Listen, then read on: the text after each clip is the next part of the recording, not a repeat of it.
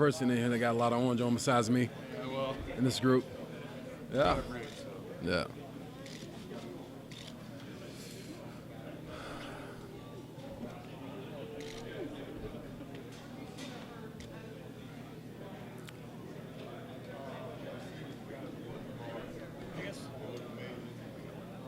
You ready? I'm assuming somebody's going to talk at some point in time. I'm waiting just like you. Go ahead. Have you gotten over that spring game? Have I gotten over? See, you poke it. As soon as I sit down, you poke the bear. There we go. No, I'm not over the spring game. But no, like at the end of the day, I think, it was a good opportunity, for me and CJ to have an opportunity to sit in as head coaches. And so I'm thankful for Coach Sweeney for that. But like at the end of the day, man, we got to go out and compete, I know that there were some calls that could have been questionable, but, we have to make sure that we do things that don't allow the game to be close. And there's going to be real, opportunities as we move forward during the season where, hey, refs going to make calls that we're not going to like. But at the end of the day, we got to go out and be dominant. Don't put ourselves in those situations so we don't put it in the refs' hands. As we heard a lot of stuff in the spring just about Peter, players and coaches. Yep. Yeah. Do you remember anything from spring, particular play? Yeah. Anything about him? Yeah. That kind of leads to that type of talk. Do you remember any specifics? I mean, thing for me about Peter Woods is his humbleness. He's such a great kid. And then at the end of the day, he's just been blessed with God-given talent. And so God has given him a lot of abilities that other people just don't have. He's given them strength, speed, quickness that other people don't have. And so when you combine that with him as a person and who he is, it just makes it amazing. He's going to be a natural leader for us. Obviously, there's areas of his game that he need to work on, but he's definitely going to be a really good football player for us and a great leader for us. So just truly excited about that. But at the end of the day, man, no matter how great we are, man, there's always, room for improvement. And so, but, is he going to be really good? Yes, he is. And so are the other guys. Vic Burley, Stephon Green, they're just as talented. And so I've been truly blessed to have an opportunity to coach them. For Peter, man, just, hey, when you got a guy that's, 6'3", 310 pounds of muscle, hey, you can go and make plays whenever you feel like in high school. And if you watch his huddle tape, he just runs through people. But at the end of the day, we have some other dudes on the field that's around him now. And so it's kind of crazy. It's like, hey, you're trying to tell a guy, hey, you don't have to make every play in every play in the defense. And so when you're telling a guy that means you got a really good football player that can go make plays. And so, but for the most part, man, it's just understanding our defensive scheme and just learning our defense. But he comes out every day. He's humble, eager to learn, always looking to improve. And so that's what's going to make him great. Is there any hesitation about moving him? I cross-train all of our players to be able to play in and out. And so he'll be cross-trained just like everybody else. And so, like right now, man, all my players are going to be cross-trained to be able to play across the board, which makes it really exciting for me to be able to do that. How invaluable is it when you have a freshman like Peter Woods to have the veterans that you have coming back like Tyler and Rook and Trey, just to be able to rotate those guys and learn? I think it's just great, man. When you have that kind of depth, man, you have an opportunity to win a lot of football games and be dominant. I would say like Trey Williams, Peyton Page, and DeMonte Capehart, those guys have really made a huge step this offseason, just improving. I've just been challenging them on and off the field, and they've stepped up to the challenge. And so those depth guys, are the guys that, I'm looking that I've seen this spring that are really tremendously improved, that I know I got to get really, really better. Now, Rook and Tyler, they've had a lot of playing experience, and they got to be best versions of themselves. They got to come out and be dominant. And you got to show up again this year and prove that, hey, you're one of the best 2D linemen, in the country. And so they got to show up every week, be consistent throughout the season, and we'll go from there. Where does Capehart improve, and what have you seen him do to make that improvement? DeMonte has just done a really good job of taking care of his body, just staying healthy, working on his flexibility. He's really been hitting it hard in the weight room this offseason. Taking some time in his off time, man, to just be the best version of himself. I just challenge him to do that, man. But mentally and physically, he's in one of the best spots he's ever been. Talking about being the best version of yourself, you shared back in March that you broke up with little Debbie, kind of shared your health journey. Yeah. How has that changed the way you coach or your coaching experience? You've gotten some life changes. I think for me, it's just trying to be the living example for my players. I know that I'm not going to be the 19-year-old version of myself, But at the end of the day, I can be the best 43-year-old man that I can possibly be. I know the guys are looking at that, every day. So, I care about them. I spend a lot of time with them. And so in order to provide that leadership, man, I got to be the example for myself. And, that comes with just being vulnerable, being able to express, to everybody outside of being in the NFL and outside of being a coach at Clemson, man, I'm human. And so I go through, human trials and tribulations just like everybody else. And so, like at the end of the day, man, I've struggled with, depression in the past. I've struggled with, food addictions. And so, man, I had to overcome that. And so I think there's a lot of inspiration and motivation for people who having to listen ear to want to hear to help them get through some things. We were talking to Wes, talking about leaders on defense. He brought up Rook as one of those guys. Have you seen him grow as a person? Right. Yeah, Rook, man, has done a tremendous job. He's tough. He's, fast. He's physical. Eager to learn. He's quiet. And, he's going to have a really great season this year. And so Rook has always been kind of more of the, vocal leaders in our room. Tyler Moore is more of a leader by example. But I've challenged those guys to be better leaders in our room, to, take the bull by the horns in our room and challenge everybody to be the best version of themselves. And they've shown that they can lead vocally and by example. One more on Peter. You guys lost to grade 11, gaining potentially another grade 11. What could 11 mean for Clemson defense? Man, hey, 11 just need to show up, and just like every other number that needs to show up and just be great. Peter Woods is going to be awesome. But at the end of the day, man, he's got to show up week to week and just prove himself, just like everybody else on the team. He's got to show up at camp, man, and show that he can do it. And so he hasn't played it down yet. But I can tell you this, man, he definitely has the tools to be very dominant. He has tools that I haven't seen in a guy that's just turned 18 years old and ever. So. He's very, much advanced and ahead of a lot of his game. Is there things that he's done? I was gonna say, is there things that he's done in practice in the spring, or that you've seen from him that you're like, okay, that's a little different than your typical 18-year-old, 19-year-old coming in here? Absolutely. Just watching them in our technique and fundamentals and our individual drills, you can see that the explosion, the toughness, the physicality, the twitchiness. I mean, he has it all. And so right now, man, it's just for me to just kind of continue to help develop that, and so that he continues to get better. But you see it, going against the offensive line, our starting offensive line. He had an opportunity to get a lot of reps because we had some injuries, across the front. And so, man, he got better. And so I'm just truly thankful that he was able to get the reps that he was able to get. From your knowledge, was it just his favorite number, or was he kind of aware of the legacy of 11 plus? I'm not sure as to why he chose 11. Obviously Brian Brzee, he was a great defensive lineman for us as well, wore the number. So I don't know if he chose that number just, to follow in his footsteps, or that's kind of been his favorite number since he was a kid. Do you remember a moment like practice or weight room or something where he did something and like some of the older, Tyler or Rook are like, okay, was there sort of a standout moment early on? I mean, you hear guys whispering and talking about Peter. They see that he's different, and they understand that, the tools and tangibles that he has coming in here, that it took them a couple years to kind of develop. And so he's more developed, than your average, 17, 18-year-old that comes into college football. And those type of players are very rare. And I think that's why there's a lot of talk around his name, because, the Peter Woods of the world, that come in and being the person that he is, are very rare, man. But like at the end of the day, what I love about Peter, he's just a humble kid that's willing to work. He come in, man, just you love his spirit, you love his leadership, and he's going to do an awesome job just as an ambassador for this team on and off the field. What's your evaluation of the pass pressure from the interior last season? I guess also as a whole. I just think, man, there's always room for improvement. We just got to be able to win with the front four, and not always try to generate pressure on the quarterback with pressure. And we've done a good job, but we can always be better. If we want to obviously have an opportunity to to go on a run and to win game by game, man, our guys got to be able to show up and just win their one-on-ones. And those guys have been working really, really hard this offseason, as a group to get that done.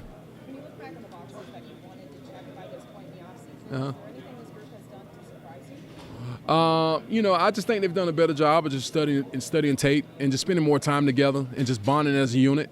Some of the great defensive lines that I've been a part of and that I've coached, in the NFL, and then obviously I'm just going into my third year in college football. Man, those guys you're kind of united and bonded off the field.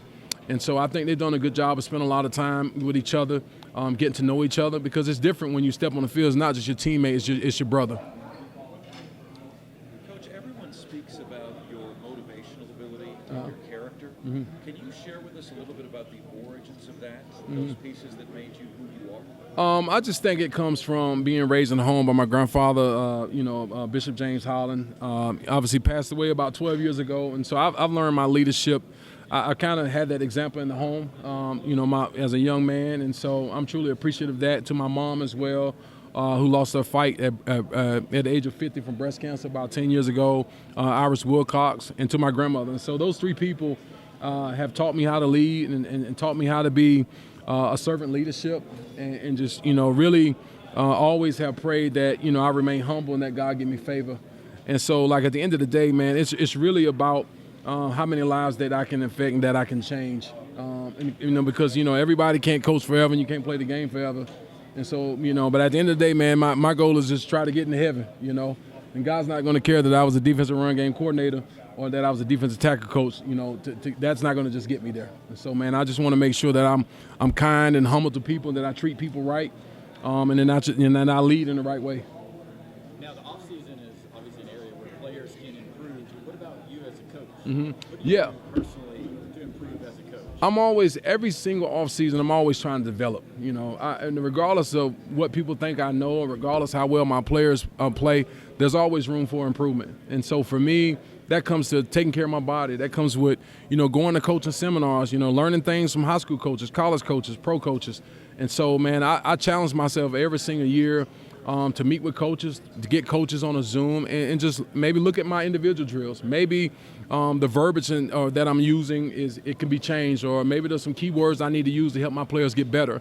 And so I continue to keep that mindset and never become comfortable and think that I've arrived as a coach, or to think that I got all the answers, because I don't. And I think that's how I can continue to stay a good coach, is by continuing to develop myself every offseason, both physically and mentally. You look good, too. Oh, thank you. You tweeted earlier this spring, or maybe a summer, I forget when it was, Yeah. you broke up with Little Debbie. Yeah. And were you surprised at all by, there was tons of interaction Yeah. on that, and people sharing their own stories? Absolutely. I'm not surprised. I think a lot of times, people are really excited to see my vulnerability and be able to talk about real life problems that we all are going through.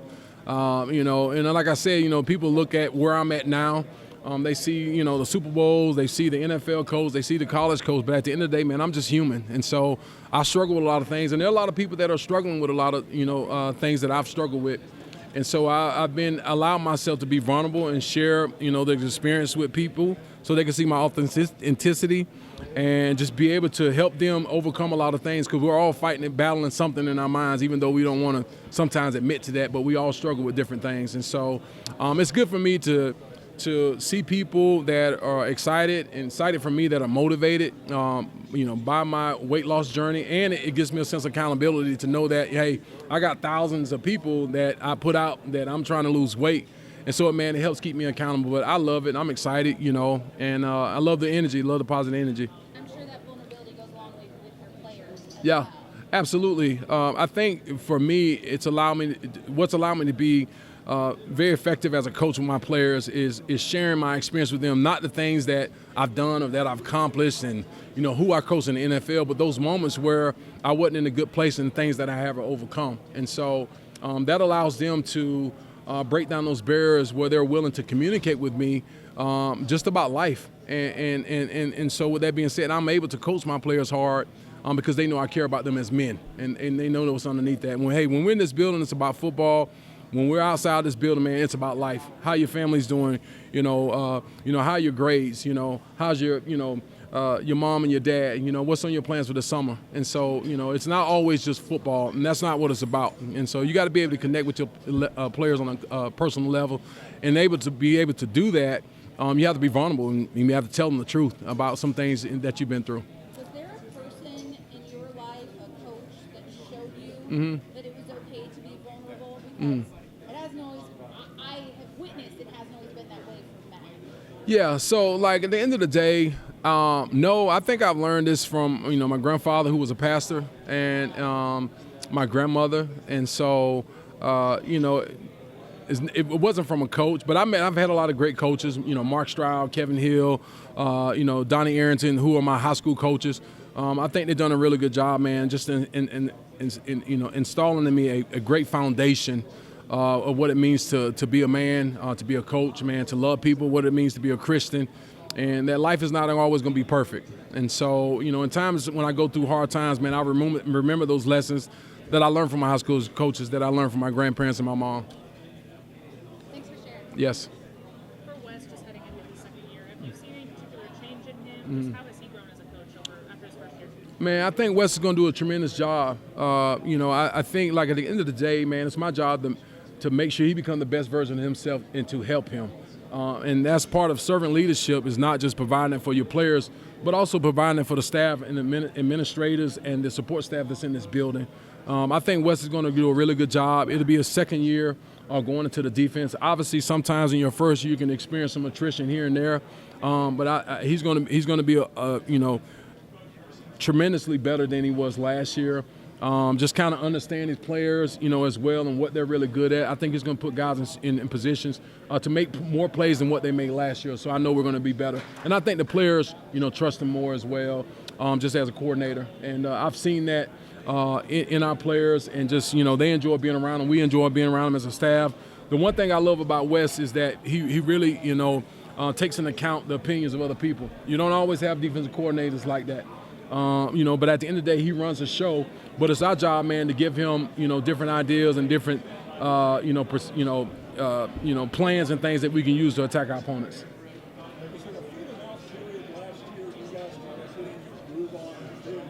Mm-hmm.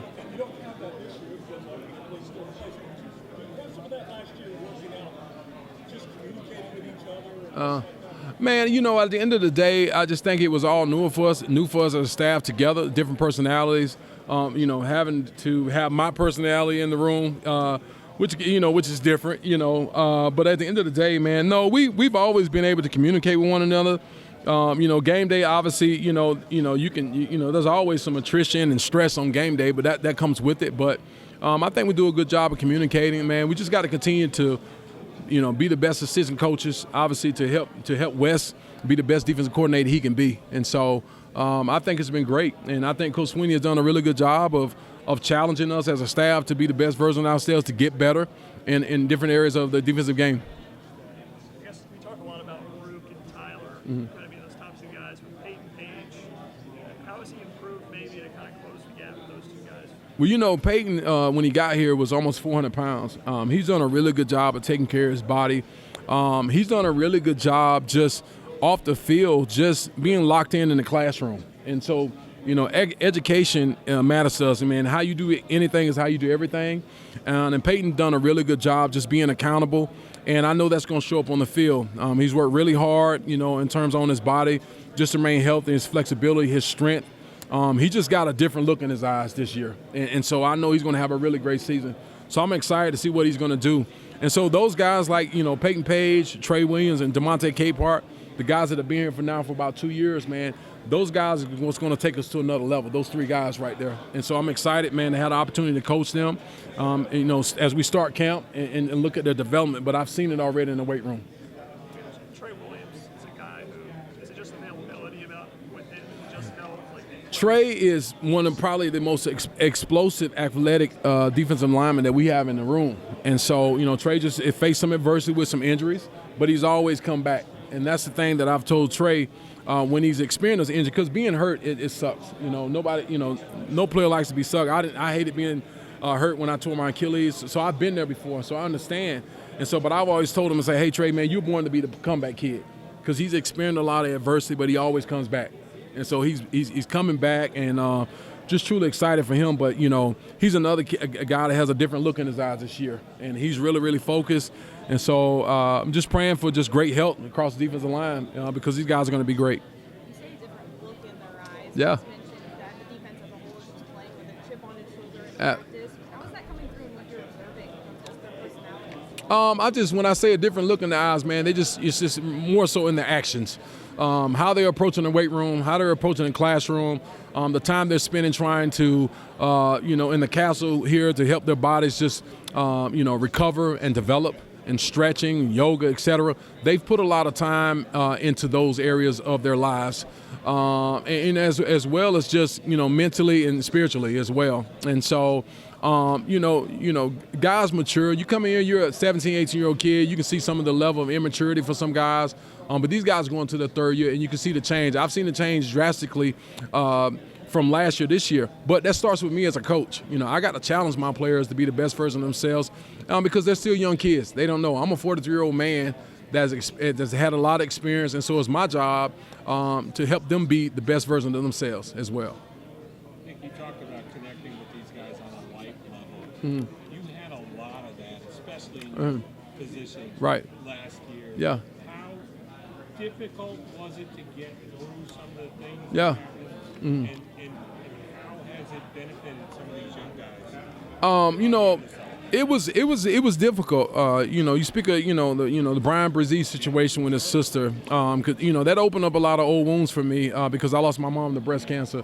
But at the same time, I was a 30-year-old man when I lost my mom. I wasn't a 19, 20-year-old kid who was having to watch his 14-year-old sister, 15-year-old sister, battle cancer. And so that's a different perspective. And so I empathize with that while at the same time trying to coach him to be the best version of himself, while at the same time trying to mentor him and pray for him and try to lead him through that situation.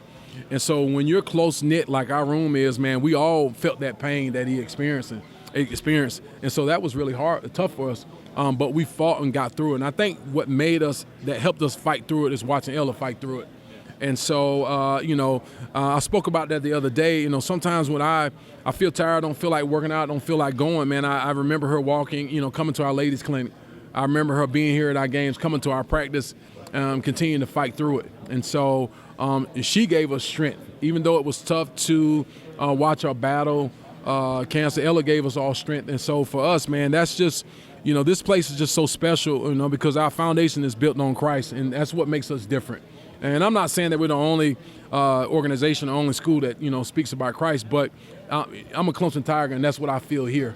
And so that's what helped us get through those tough times last year when we dealt with that. And so I think we did a good job of just coming together, being there for Brian and being there for his family. And, it's life. And so I think for me that I've experienced so much adversity in my life, it's allowed me to be able to lead in those situations. And I truly feel like God placed me here at Clemson during this period of time in my life to go through that, to help Jeremiah Trotter, who lost his mom as well from breast cancer. It was a difficult situation, but I'm in a situation where I can actually talk to him. He knows that I can relate.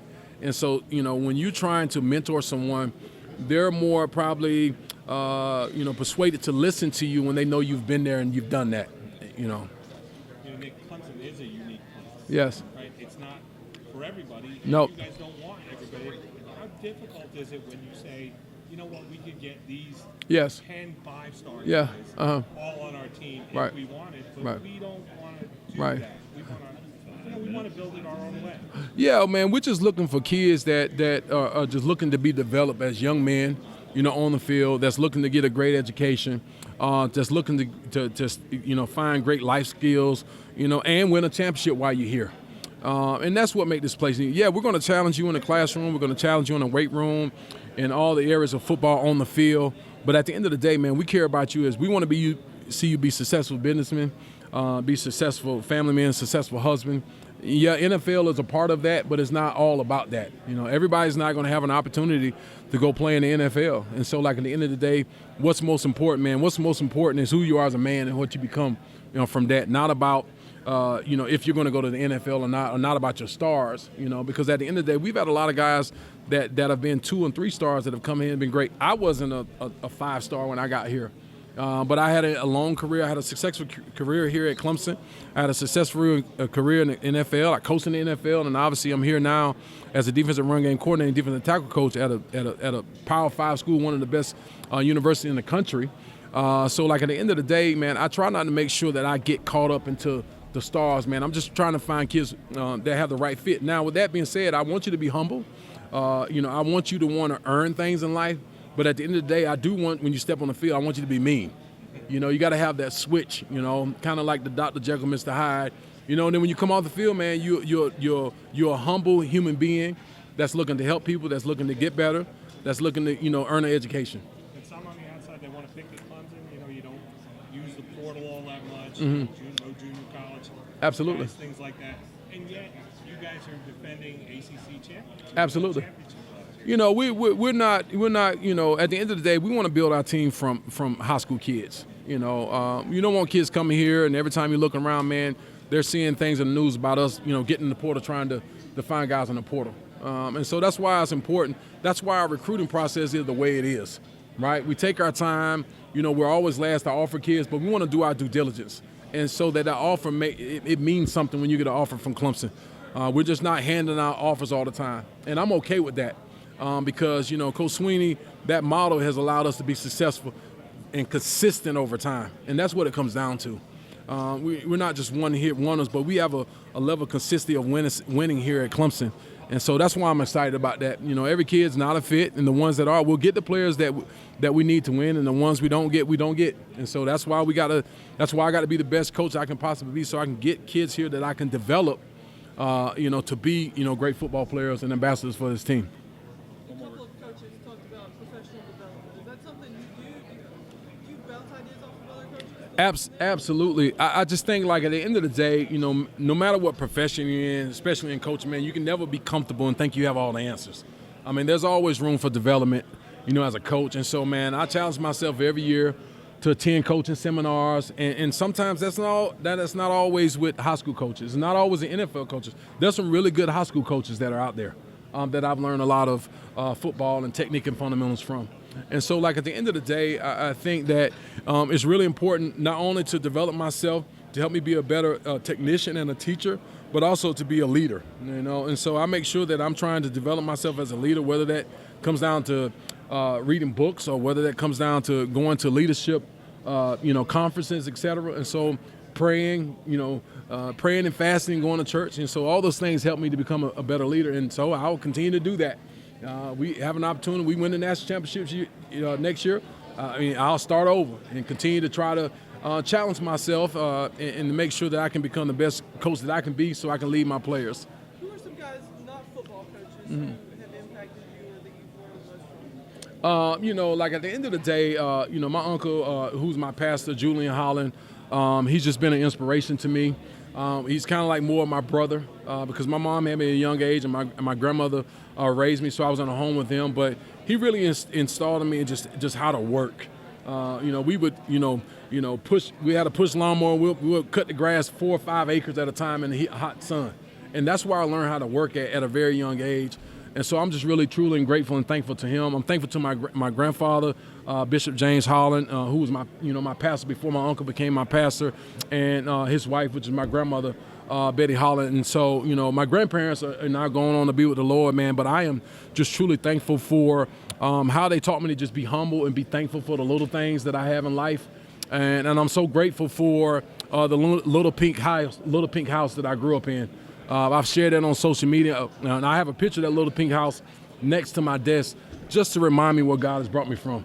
And so that no matter what I accomplish and no matter what title I receive, like, at the end of the day, man, it's going to come down to, what matters to God and how I treat people, because at the end of the day, man, characters is how you treat people that can do nothing for you. And so that's what matters. All right, time for one more.